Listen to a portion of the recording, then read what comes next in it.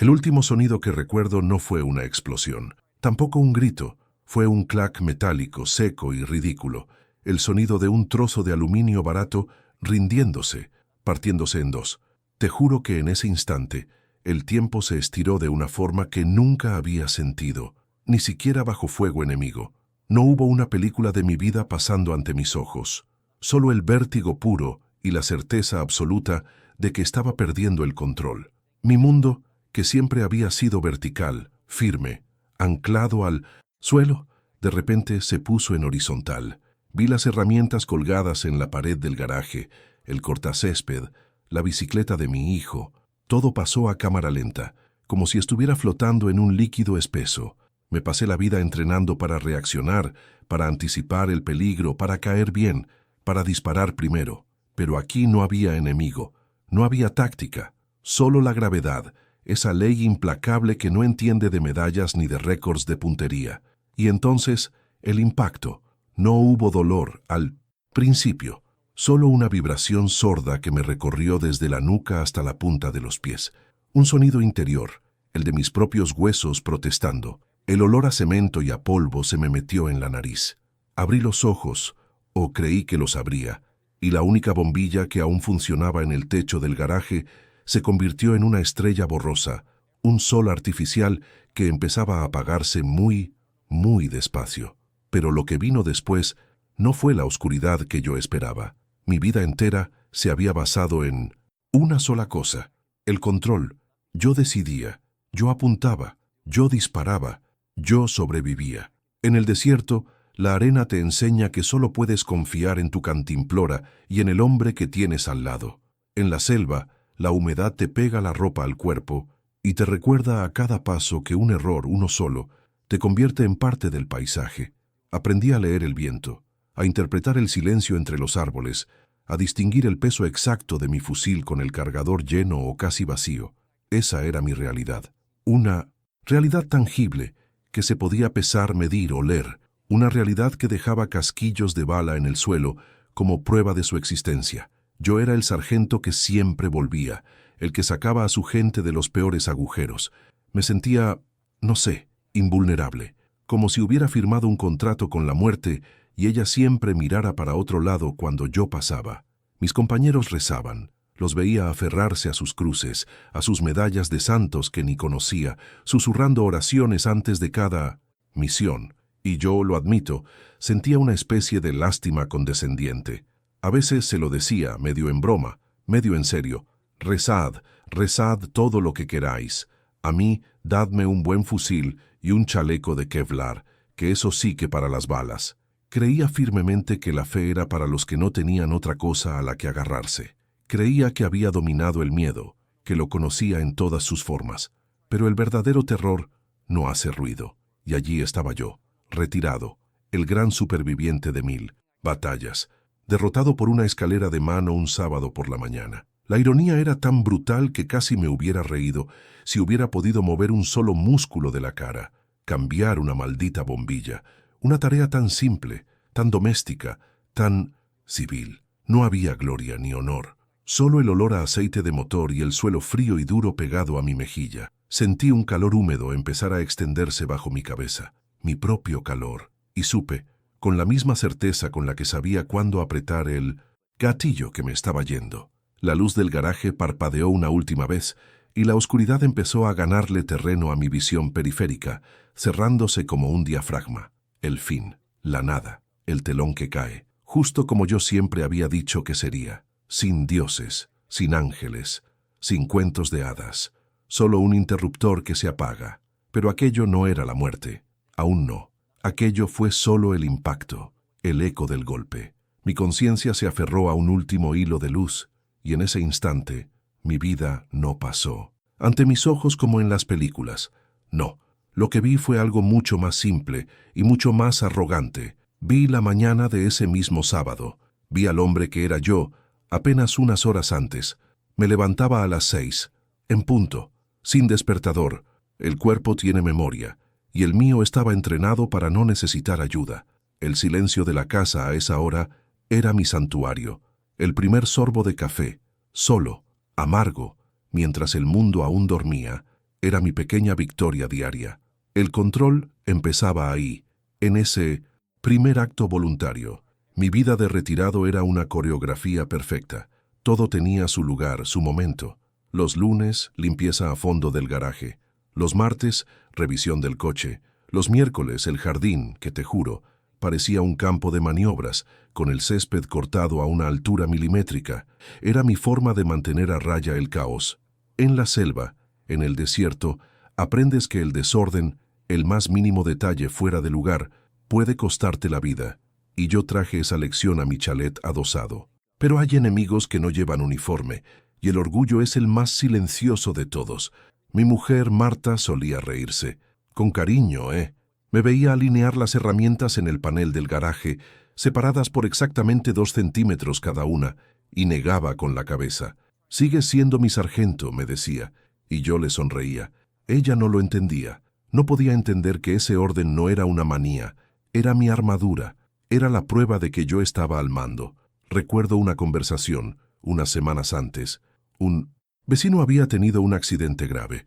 Marta llegó a casa preocupada. «He encendido una vela por él», me dijo en voz baja. Yo la abracé. Sentí su preocupación sincera, pero por dentro mi mente estaba en otro lado. Estaba pensando en si el vecino habría revisado los frenos, si llevaría la velocidad adecuada, si el otro conductor se habría distraído. Causa y efecto. Lógica pura. «El universo no funciona con velas, cariño», le dije suavemente. «Funciona con física». Ella no discutió.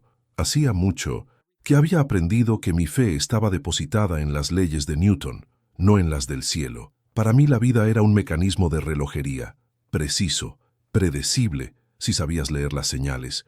Y yo era un experto en leer señales. Me sentía fuerte, más que nunca. Con 60 años mantenía una forma física que ya querrían muchos de 30. Cada mañana, después del café, bajaba al sótano. Tenía mi propio gimnasio. Pesas, una cinta de correr, un saco de boxeo. El sudor era real. El dolor en los músculos era real. El progreso era medible. Podía levantar más peso que el mes anterior. Podía correr más rápido. Hechos, no esperanzas. El orden era mi escudo, y yo creía que era impenetrable. A veces, por la tarde, sacaba mi vieja pistola de servicio. La desmontaba sobre una tela de fieltro en mi escritorio. Limpiaba cada pieza con un aceite especial. El olor a metal y a pólvora quemada me transportaba, pero no a un lugar de miedo. Me llevaba a un lugar de competencia, de dominio. Cada muelle, cada percutor conocía su función a la perfección. Era un sistema cerrado, lógico. Si lo cuidabas, funcionaba. Si lo descuidabas, fallaba. Así era todo. En mi mundo no había sitio para el misterio. El misterio era solo un nombre que le dábamos a la ignorancia. Un problema que aún no habíamos resuelto. Dios, el alma, la vida después de la muerte. Eran eso, problemas sin resolver que la gente débil llenaba con cuentos de hadas. Yo no necesitaba esos cuentos. Yo tenía manuales de instrucciones. Miraba a mi alrededor y veía un mundo que yo había construido. Una casa segura, un matrimonio estable, una pensión que llegaba cada mes. Había sobrevivido a lo peor que el hombre puede lanzarle a otro hombre. Había esquivado la muerte tantas veces que llegué a pensar que era inmune a ella, o al menos a su versión caótica y sorpresiva.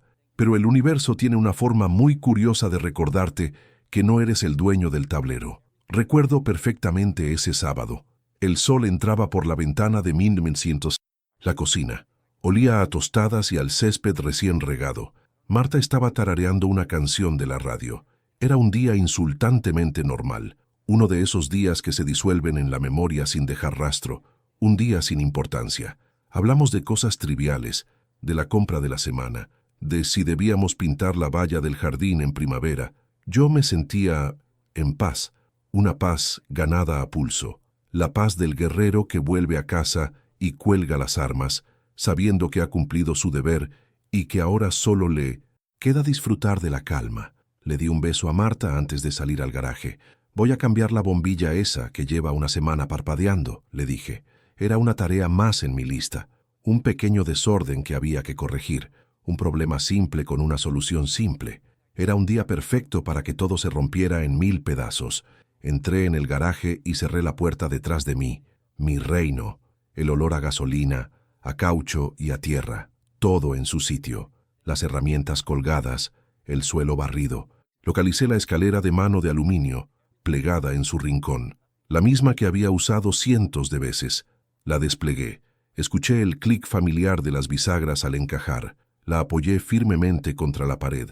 La probé con un pie, luego con el otro, asegurándome de que estaba estable.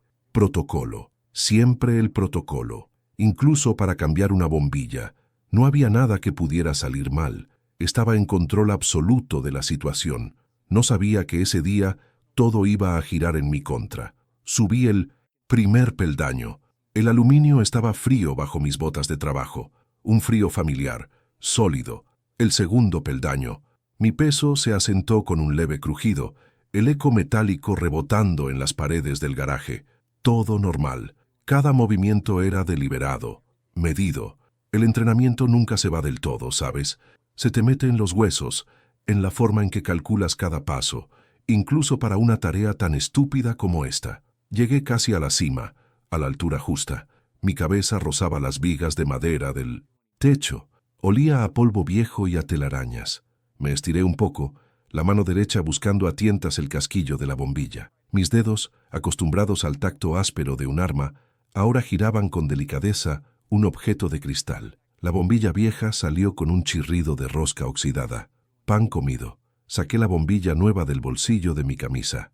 Era lisa, fría, perfecta. Sentí una pequeña oleada de satisfacción, de esas que te da el solucionar un problema, por minúsculo que sea, el control.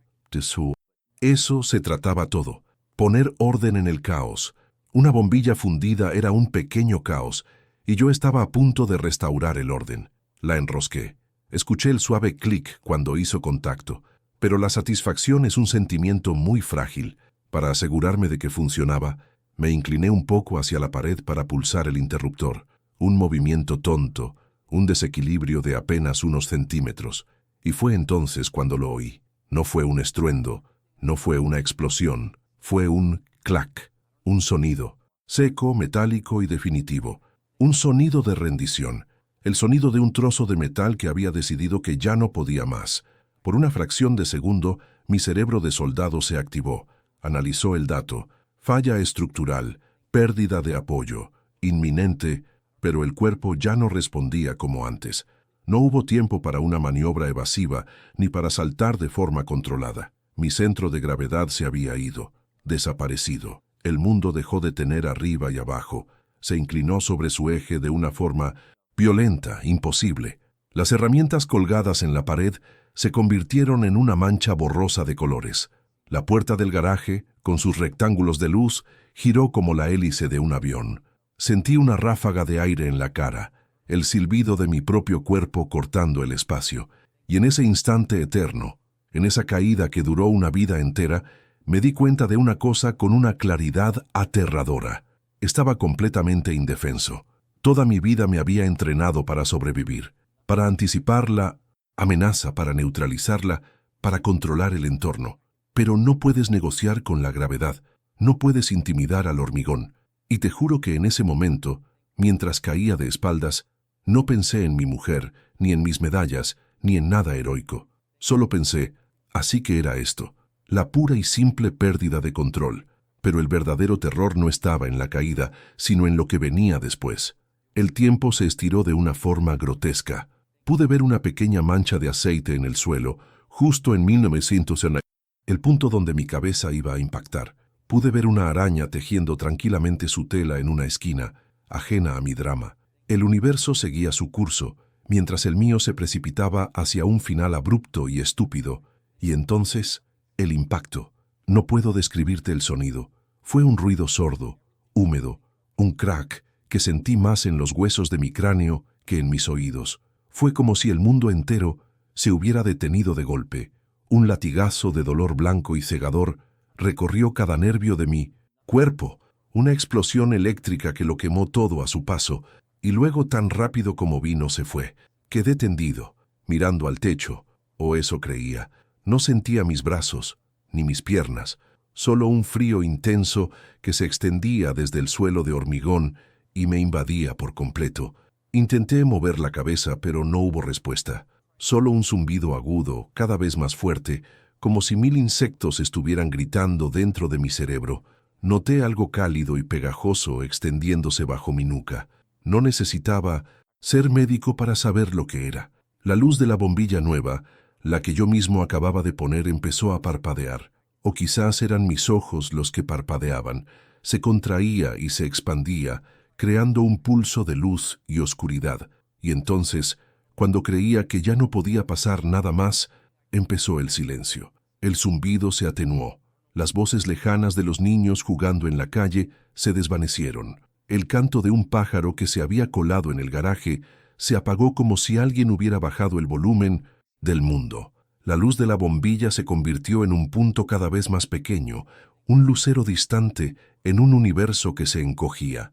Intenté aferrarme a algo, a un pensamiento, al rostro de Marta, a mi propio nombre, pero todo se deslizaba, se volvía resbaladizo, inalcanzable. Mi cuerpo era una carcasa extraña y fría en el suelo de mi propio garaje. Mi control, mi fuerza, mi escepticismo, todo se disolvía en la nada. La última sensación fue la de flotar, y luego el mundo se apagó. De acuerdo, agente A2, continuando desde el punto exacto donde la narrativa se detuvo. Aquí está el bloque 4-7, el silencio y la presencia. Y luego, el mundo se apagó, pero no como se apaga una luz, con un clic y ya está. No, esto fue distinto. No era oscuridad, porque la oscuridad es algo, es la ausencia de luz, pero sigues sintiendo el espacio a tu alrededor. Esto era la ausencia de todo, de espacio, de tiempo, de mí mismo. Intenté buscar mi cuerpo, sentir mis manos, mis pies, el dolor en mi cabeza, y no había nada que encontrar. Era como si mi conciencia fuera una gota de tinta, suspendida en un océano infinito de nada, sin arriba, sin abajo, sin frío ni calor, solo la nada. Te juro que el pánico que sentí en las emboscadas no era nada comparado con esto. Era un terror puro, existencial. El tiempo dejó de tener sentido. Pudo haber sido un segundo o 1.000.000 de años.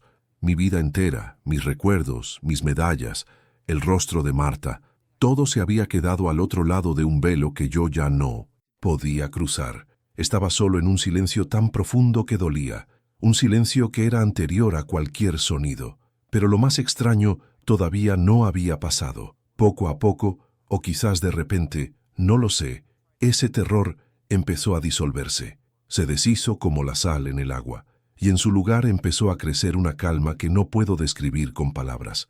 No era paz, no era alivio, era una quietud absoluta, una serenidad que yo, un hombre de acción y de guerra, jamás había conocido. Era como llegar a casa, después de un viaje que había durado toda la vida. Dejé de luchar, dejé de buscar un cuerpo que ya no tenía, y simplemente fui. Floté en esa nada serena, aceptando que aquello era el final que tanto había negado, y a la vez del que tanto me había burlado. El gran apagón del soldado escéptico, el fin de la función, y en medio de esa aceptación, de esa rendición total, lo sentí. No lo vi, no lo oí, lo sentí. Era una presencia. No me preguntes cómo lo sé, pero lo sabía con una certeza más profunda que mi propio nombre. Ya no estaba solo en el vacío. Había alguien más conmigo, una conciencia tan vasta, tan inmensa, que la mía era apenas un grano de arena a su lado. No era amenazante. Al contrario, de esa presencia emanaba la misma calma que ahora me envolvía, pero multiplicada por infinito. Era como estar bajo el sol después de una vida en la sombra, y sentí que me conocía de verdad, no al sargento, no al héroe condecorado. Me conocía a mí, a la esencia que se escondía debajo de todas esas capas de orgullo y de miedo. Y entonces, sin previo aviso, mi vida pasó ante mí, no como en las películas, no como un rollo de celuloide. Fue instantáneo. Sentí cada segundo que había vivido, todo a la vez. Vi la cara del primer hombre al que disparé, y por primera vez sentí su miedo. Vi a mis compañeros rezando antes de una misión, y por primera vez comprendí su esperanza. Vi mi propia arrogancia, mi risa cínica, mi fe ciega en el acero y la pólvora. Lo vi todo sin juicio, sin condena, Solo lo vi, como si me mostraran las piezas de un puzzle que yo mismo había desordenado, sin darme cuenta de la imagen que formaban. Cada acto de soberbia, cada palabra de desprecio hacia la fe de los demás, cada momento en que me creí el dueño de mi propio destino. Pero lo más increíble estaba por llegar.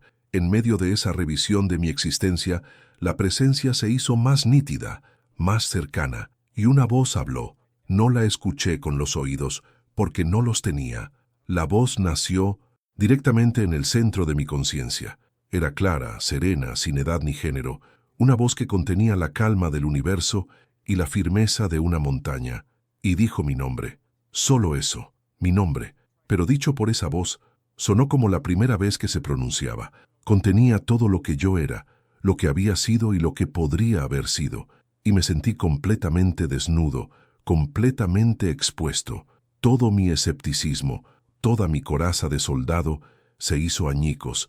Me sentí como un niño pequeño, asustado, y a la vez extrañamente a salvo. Y entonces la voz continuó, no con un trueno ni un castigo, habló con la simpleza de una verdad innegable. Sobreviviste a las balas de los hombres, resonó en mi interior, pero no pudiste escapar de mi llamada.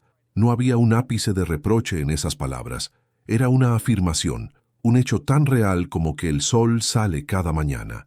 Toda mi vida había consistido en esquivar la muerte que venía de otros hombres, creyéndome más listo, más fuerte, más rápido. Y al final una estúpida escalera, un accidente doméstico, me había llevado al único encuentro que nunca pude prever ni controlar. En ese instante lo entendí todo. Mi control era una ilusión. Mi fuerza era una mentira que me contaba a mí mismo para no tener miedo. Mi incredulidad no era inteligencia, era solo otra forma de ceguera. Había pasado la vida mirando el cañón del fusil sin darme cuenta de que la mano que de verdad apretaba el gatillo del destino no era la mía. No sentí miedo, ni vergüenza, solo una especie de asombro abrumador, como si hubiera estado mirando un cuadro toda mi vida pegado a un solo punto de pintura y de repente alguien me hubiera alejado para que pudiera ver la obra maestra al completo. Y yo era solo una pincelada más, una pincelada importante, sí, pero parte de algo infinitamente más grande. Me quedé ahí, en esa nada que ahora lo era todo, despojado de mi orgullo, de mi uniforme, de mis certezas. Solo era yo, ante la verdad. Creí que ese era el final definitivo, que después de esa revelación, mi pequeña conciencia se disolvería para siempre en esa inmensidad. Pero el viaje, te juro, apenas acababa de empezar. De acuerdo, agente A2, continuando la narrativa desde el punto exacto donde la dejó A1. Aquí está el bloque 5-7, el regreso y las pruebas. El regreso no fue como encender una luz. Te juro que no. Fue más bien como el sonido de una radio vieja, mal sintonizada, donde entre la estática empiezas a distinguir, muy a lo lejos, una melodía familiar. Primero fue un pitido agudo y constante que se metía en mi cabeza, luego un frío metálico en la espalda y en los brazos, y después el olor. Un olor que conocía, pero que no pertenecía a mi garaje. Olor a desinfectante, a limpio, a enfermedad. Abrí los ojos, o lo intenté. Los párpados me pesaban como si fueran de plomo. Lo primero que vi fue un techo blanco, impecable, con esas placas de yeso que solo ves en las oficinas o en los hospitales. Y entonces una voz rota, un susurro que era el ancla que me trajo de vuelta del todo. Javier, ¿me oyes? Javier, por favor. Era Elena, mi mujer. Giré la cabeza, o eso creí, y el mundo entero se convirtió en una punzada de dolor agudo que me nació en la nuca y me estalló detrás de los ojos. La vi a mi lado. Su cara estaba hinchada de tanto llorar. Tenía unas ojeras que no le había visto en la vida, pero en sus ojos había una luz nueva, una de alivio tan potente que casi podía tocarla. Me apretó la mano. «Estás aquí», me dijo, y se echó a llorar de nuevo, pero esta vez era distinto. Era un llanto que soltaba todo el peso del mundo. Yo solo pude apretarle la mano de vuelta. No tenía fuerzas ni para hablar, pero lo más extraño todavía no había pasado. Los días siguientes fueron una neblina de pruebas, de tubos, de gente con bata blanca entrando y saliendo de la habitación. Un médico joven, con cara de no haber dormido en una semana, me explicó lo que había pasado.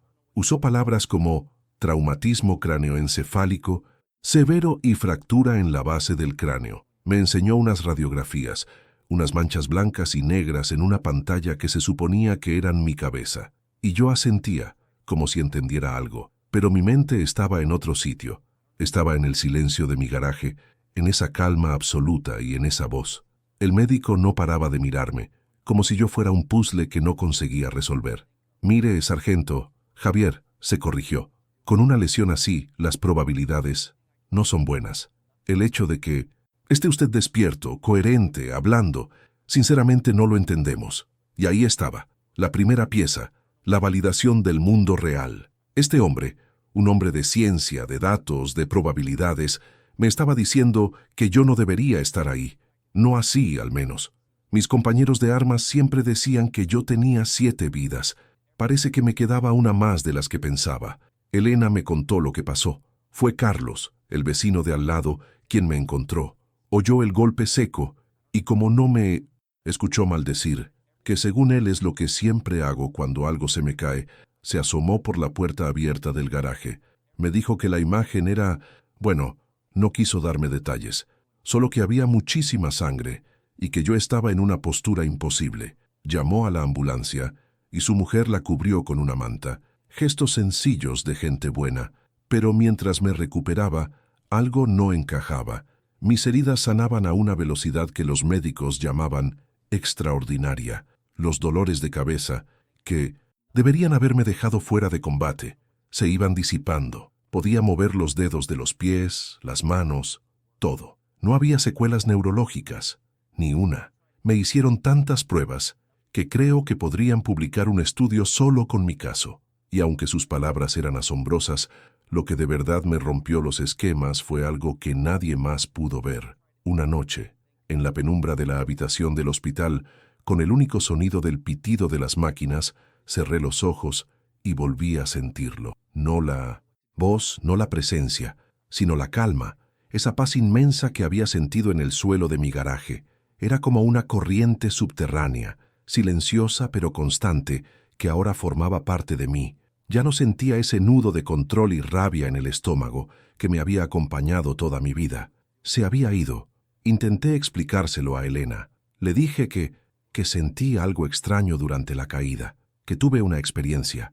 Ella me escuchaba con paciencia, me acariciaba el pelo y me decía que era normal, que el trauma podía provocar alucinaciones, sueños muy vívidos. Lo achacaba a la medicación, al shock, y yo no la corregía. ¿Cómo iba a hacerlo? ¿Qué le iba a decir? Cariño, el hombre que se reía de tu fe se ha encontrado cara a cara con el jefe de todo esto. Sonaría a locura.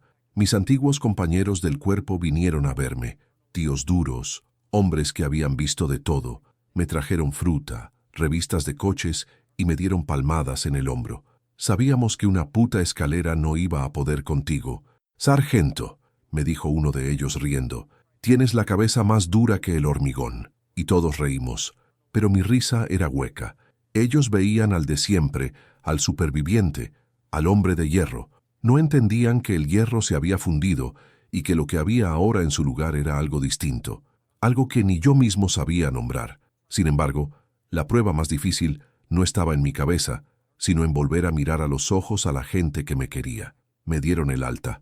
Volver a casa fue irreal. El garaje estaba limpio, impecable. Elena se había encargado de que no quedara ni rastro, pero yo todavía podía verlo. Podía ver la escalera en el suelo, la bombilla rota, la mancha oscura en el hormigón, mi propio Gólgota personal. La primera vez que me miré al espejo del baño, de pie, sin ayuda, casi no me reconocí. Estaba más delgado, más pálido.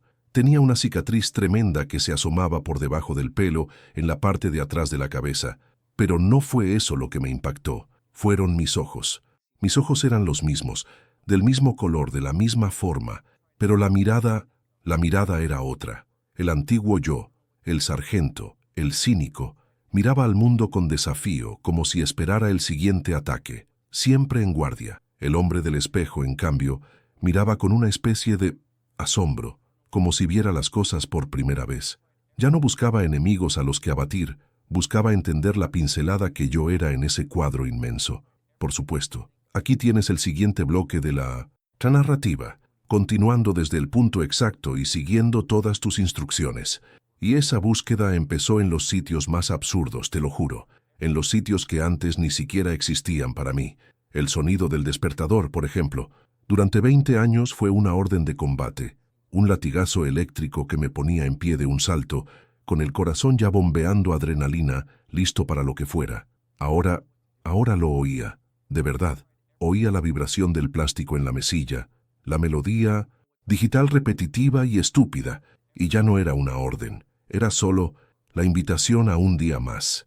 Y me quedaba quieto, escuchando la respiración de Elena a mi lado, viendo cómo las motas de polvo bailaban en el primer rayo de sol que se colaba por la persiana, partículas insignificantes, suspendidas en la luz, y yo era una de ellas. Antes, mis días se medían en objetivos cumplidos, tareas tachadas de una lista mental, eficiencia pura y dura. Ahora, mis días se medían en momentos. Un día me pilló Elena en la cocina, mirando fijamente una taza de café. No estaba pensando en nada, solo miraba el vapor subiendo en espirales, cómo se disolvía en el aire.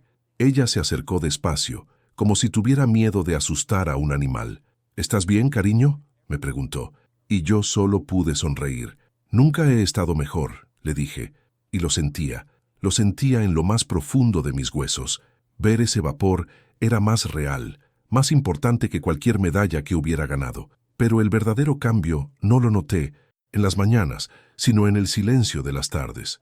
Solía odiar la inactividad, me ponía nervioso. Si no estaba haciendo algo, sentía que perdía el tiempo, que me volvía débil. Ahora buscaba esos ratos. Salía al pequeño jardín que tenemos detrás. Antes, para mí, el jardín era una lista de tareas. Cortar el césped, podar los rosales, arrancar las malas hierbas, una batalla constante por mantener el control, por imponer mi orden sobre el caos de la naturaleza. Ahora me sentaba en el suelo. Literalmente, me sentaba en la hierba húmeda y me quedaba ahí. Observaba a una fila de hormigas transportar un trozo de hoja, una proeza de ingeniería y colaboración. Tocaba la tierra con los dedos, sentía su frescura, su olor a vida y a descomposición, y no sentía la necesidad de controlar nada. Al contrario, sentía una conexión abrumadora. Yo era parte de eso. La misma energía que hacía crecer la hierba era la que me mantenía a mí respirando. El sargento se habría reído de mí hasta no poder más. Un día se puso a llover, una de esas tormentas de verano repentinas y violentas. Mi primer instinto, el antiguo, fue correr a refugiarme, a poner todo a cubierto, pero me detuve. Me quedé de pie en mitad del jardín, cerré los ojos y dejé que el agua me empapara. Recuerdo el sonido de las gotas golpeando las hojas de los árboles, el olor a tierra mojada, el frío del agua resbalando por mi cara y por la cicatriz de mi nuca. Y en lugar de sentirme vulnerable, me sentí limpio, como si la lluvia estuviera lavando las últimas capas de óxido del hombre que fui. Y lo más curioso es que esta nueva forma de mirar no me trajo la paz que uno esperaría. Al principio, no. Al principio me trajo una angustia terrible, porque si todo tenía ese significado, si hasta una taza de café era un milagro, ¿cómo había podido vivir tanto tiempo ciego? Sentía el peso de todos los amaneceres que no había visto, de todas las conversaciones con Elena, en las que solo había oído palabras, pero no su corazón. Sentía el dolor de todos los hombres a los que había tratado como piezas en un tablero, sin pararme a pensar en si ellos también veían bailar el polvo en un rayo de sol. Era como aprender a caminar de nuevo, pero con el alma. Tropezaba a cada paso, veía las noticias y el dolor del mundo ya no era un informe de situación, algo lejano y estratégico. Me dolía, de verdad. Veía a la gente por la calle, corriendo a sus trabajos, con la cara tensa, y sentía una ternura inmensa. Iban con sus armaduras como yo antes, luchando sus propias guerras invisibles, y me daban ganas de pararlos, de decirles, «Oye, para un segundo, mira el cielo, ¿ves el color que tiene hoy?». Pero claro, no lo hacía. Me habrían tomado por loco. Quizá lo estaba un poco. Elena fue mi ancla. Ella no entendía lo que me pasaba, no del todo, pero lo aceptaba. Me veía callado durante horas y en lugar de insistir, se sentaba a mi lado en silencio y me cogía de la mano, su mano en la mía. El calor de su piel, El tacto de su alianza contra mis dedos. Eso era real. Eso me mantenía aquí. Su amor era el suelo firme bajo mis pies mientras yo aprendía a flotar en este nuevo universo que se había abierto ante mí. Pero la prueba definitiva llegó un día que estaba ordenando el trastero. Allí estaba, la caja de madera donde guardaba mis cosas del ejército. La abrí. Hacía años que no lo hacía. El olor a cuero y a metal pulido me golpeó como un puñetazo en el estómago. Y allí estaban las medallas, brillantes y frías. La cruz al mérito militar, la medalla de la OTAN, símbolos de mi antigua vida, pruebas de mi valor, de mi control, de mi capacidad para sobrevivir. Las cogí en la mano. Pesaban, pero ya no pesaban de orgullo. Pesaban de otra cosa, de recuerdos, de miedo. Detrás de cada una de ellas no veía una victoria, sino el rostro de un compañero que no volvió, el sonido de las balas silbando, el polvo, la sangre, el agotamiento. Eran el precio que había pagado por creer que yo era el dueño de mi destino. Las miré durante un largo rato. El sargento habría querido colgarlas en la pared. El nuevo hombre que era yo solo sentía una profunda compasión por el que tuvo que ganárselas. No las odiaba, no me avergonzaba de ellas. Simplemente ya no me definían. Eran la cáscara vacía de una vida anterior. Cerré la caja con cuidado y la volví a guardar en el fondo del armario. No necesitaba esos trozos de metal para saber quién era. Ya no necesitaba un chaleco antibalas para sentirme seguro, porque había descubierto que la verdadera armadura era precisamente no tener ninguna. Vivir así, sin armadura, es extraño. Te juro que al principio me sentía desnudo, expuesto. Cada ruido, cada luz, cada emoción me golpeaba con una intensidad que no conocía. El mundo, que antes era un tablero de ajedrez lleno de amenazas y objetivos, de repente se convirtió en otra cosa, en un lugar lleno de, no sé cómo explicarlo, de texturas, de pequeños milagros que antes ni veía. El otro día llamé a Morales, uno de mis viejos compañeros de unidad. Quería saber cómo estaba, y mientras él me hablaba de su nuevo negocio de seguridad, de la política, de quién tiene las armas más grandes, yo solo podía pensar en el color de las hojas del árbol que veía por mi ventana. Sentía una distancia enorme entre nosotros. Él seguía en el campo de batalla, y yo había vuelto a casa de una guerra que él ni siquiera sabía que existía. Colgué, y me sentí increíblemente solo. A veces me siento en el garaje, en el mismo sitio donde caí. Cierro los ojos e intento recordar. No el dolor, sino la calma, la presencia. Aquella voz no fue una amenaza, no fue un juicio, fue una invitación. Mi llamada, dijo. Nunca lo había entendido hasta ahora. No me llamaba a la muerte, como yo creía. Me estaba llamando a despertar, y creía que ya lo había entendido todo, que la lección era simplemente vivir, apreciar las pequeñas cosas, pero lo más profundo aún estaba por revelarse. No se trataba solo de ver el mundo de otra manera. Se trataba de verme a mí de otra manera. El sargento que fui, el hombre de control y acero, no era el verdadero yo. Era una construcción, un personaje que creé para sobrevivir en un mundo hostil. Un personaje que se creyó su propia leyenda de invencibilidad. La caída no solo me rompió el cráneo, rompió el personaje. Y lo que quedó debajo era algo mucho más simple. Alguien que no necesita ganar, solo necesita estar. Alguien que no necesita controlar, solo necesita confiar. Elena lo ve. Él. Otro día me dijo, tienes otra luz en los ojos, la misma que tenías cuando nos conocimos antes de todo. Y me eché a llorar. Lloré por el hombre que fui, por todo lo que se obligó a no sentir. Y lloré de gratitud por el hombre que soy ahora, el que por fin se permite ser frágil. Hoy cuando salgo a la calle ya no escaneo en busca de amenazas. Busco rostros, busco historias. Veo la misma fragilidad, el mismo anhelo en los demás. Todos llevamos nuestras propias medallas y nuestras propias cicatrices guardadas en una caja. Todos estamos a una escalera de distancia de que todo cambie. El sargento que fui buscaba respuestas en los mapas, en la estrategia, en la lógica de la pólvora. Yo ahora sé que las únicas respuestas que importan no se encuentran, se sienten, se respiran, están en el calor de una mano que te sujeta en la oscuridad. No sé qué es lo que me habló en ese garaje. No le pongo nombre, no le rezo a ninguna imagen. Las palabras se quedan cortas, son como intentar meter el Océano en un vaso. Solo sé que tuve que caer para romperme, y tuve que romperme para que la luz pudiera entrar. Mi vida ya no es una misión que hay que cumplir. Es un regalo que hay que desenvolver cada día, con las manos temblorosas. Yo no elegí creer. Simplemente estuve allí.